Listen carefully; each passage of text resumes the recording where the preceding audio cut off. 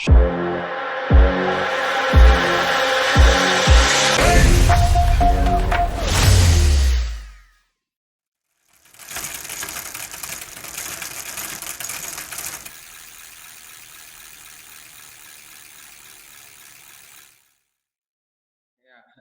we wish we had more such events in India at least, because there are quite a lot of qualifiers in India, yes, but we do not Yeah. have such ultra endurance cycling events here in India. I think the maximum we would have done or we're planning to do would be probably 2,000 kilometers.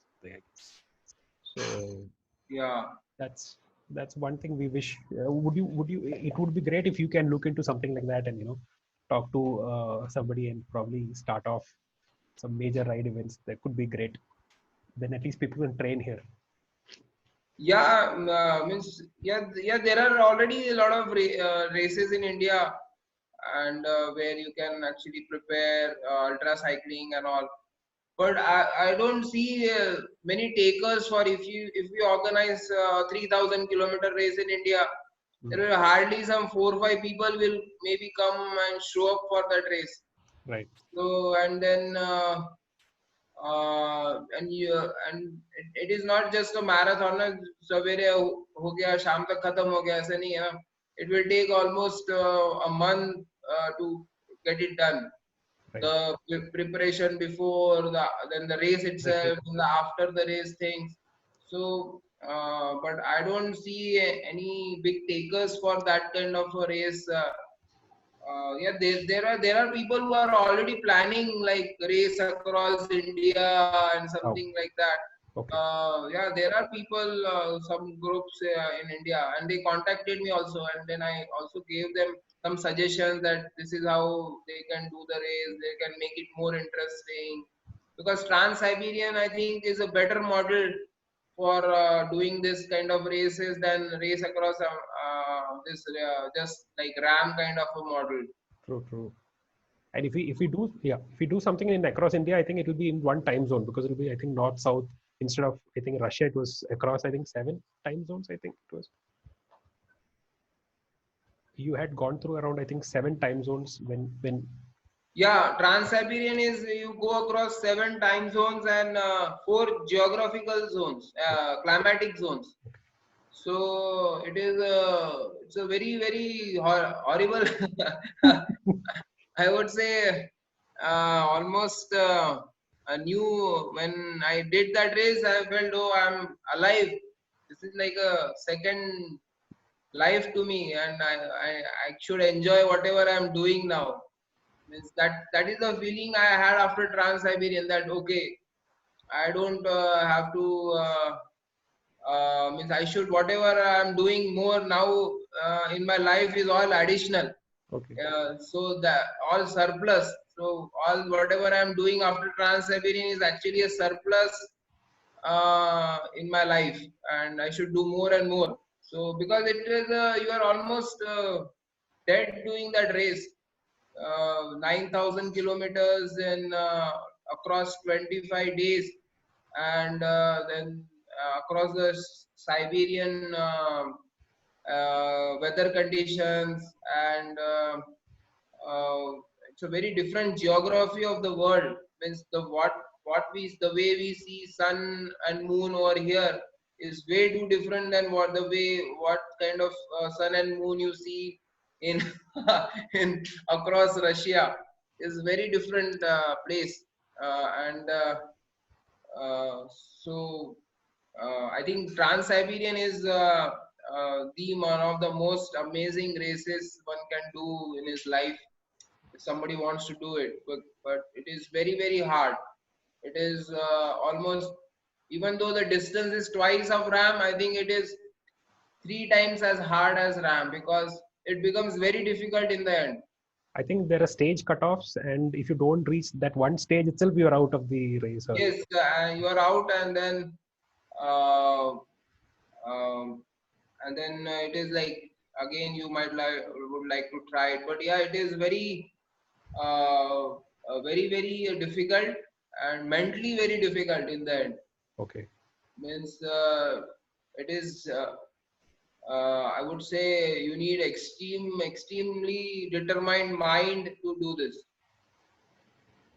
Okay. Dr. Amit, could you give a small difference between doing something like a RAM and doing something like a Trans-Siberian Extreme? What would be the challenges that you had got in both of these? Differences. Yeah. Yeah, RAM actually.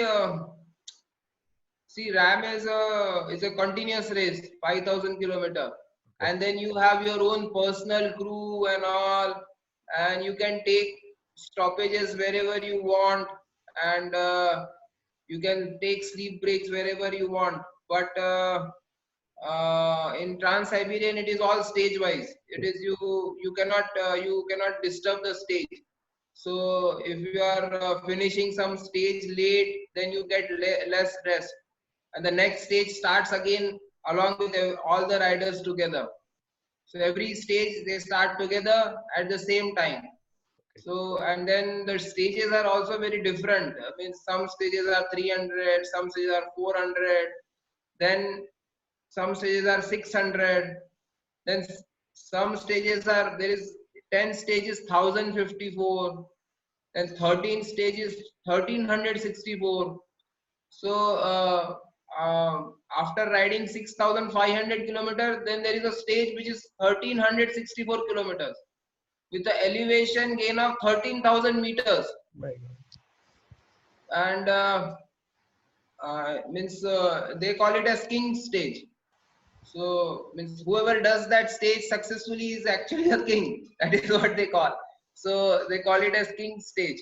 And then uh, so if you see the Trans-Siberian race, if you see the first 10 stages, you do 5,000 kilometer in first 10 stages, Okay.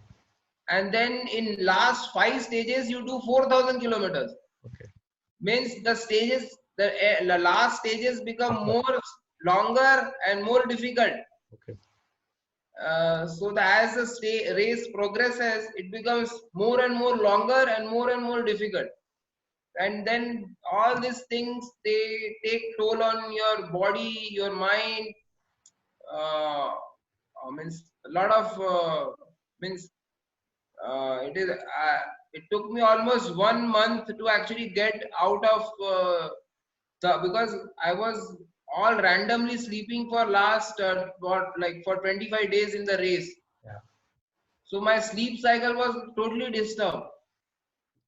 Means after finishing the race also, I was like getting up anytime. I used to only sleep for 1 or 2 hours and then get up, then again sleep for 1 or 2 hours. God. So and my sleep cycle took almost 1 month to actually get back to some normalcy where actually I was sleeping for continuously for 5 to 6 hours. Okay. So it took me a lot of time to actually get my sleep cycle back after coming back to India. So we don't have much of experience. We keep doing maybe 600 breve, or maybe there are people who do 1,000 breves and things like that. So in that, if we take a 1 or 2 hour sleep, that's understandable because the whole thing will get over in, let's say, 90 hours maximum. But what happens when you stretch it out to 25 days, and when your sleep cycle is just based on little bit here, little bit there? How do you manage the sleep? How do you make sure that you don't sleep while you're riding? Yeah, I think it is just maybe talent. I think I discovered this talent that I'm good at this. Means I can go sleepless and all, but actually in Trans-Siberian, before Trans-Siberian I did a lot of night training Okay. because I was in Nagpur and it was summer, and because of the summer, what happened is. It was very hot in Nagpur, so no way to train in the daytime. So we used to train in the evening, from evening 8 o'clock, 9 o'clock, throughout the night till morning 6 a.m. Okay. So that gave me a lot of training of riding in the night and riding fast in the night. Okay. So I did that specifically in when I was training for Trans-Siberian to ride fast in the night under the car's light. Means of course I never used to go alone. So I used to have a car, and then the car used to follow me, and then we used to try to ride fast in the night. Okay. So that was the only thing. We are blessed with very good highways around Nagpur. In all 4 or 5 directions, we have very big highways, big 4-lane highways. So that helped us a lot. Did the route in the Ram and the Trans-Siberian, they were all smooth highways, or we had broken sections and um, Yeah, we had broken sections in Ram, and we had massive broken sections in Trans-Siberian. okay. Because in 9,100 kilometer, of course, there will be some. I remember one section we had some 16, 17 kilometers of no road. Okay. Means there is no road itself. Okay. It's not like some bad road. It is no road. It is Yes. just some rubble, and we were just riding over the rubble. Okay. So what would you consider better, a road bike itself, or maybe something like a gravel bike would be better for this kind of No, expedition? no, road bike is good enough. You just Okay. need good lights. If there is, you have good lights, means and support by the crew, Hmm. you can still ride in that particular. Yeah, it's dangerous. Yeah, I know. Yeah, because if you fall down or something, you will maybe you will have some broken jaw or something like that. Ouch.